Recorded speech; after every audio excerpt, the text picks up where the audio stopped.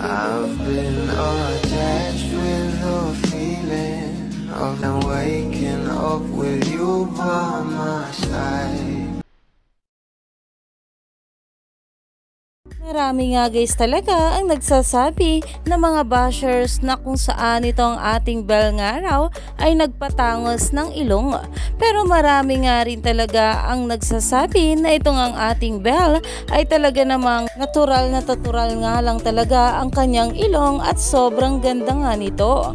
At dahil nga rin nauuso naman ngayon ang mga contour makeup, pero ito na nga guys ang pag-uusapan natin. Dahil na nga rin dito ay talagang nag-post na nga itong ating Belle Mariano. Narito nga guys sinasabing video na talaga namang pinag-uusapan na sa social media.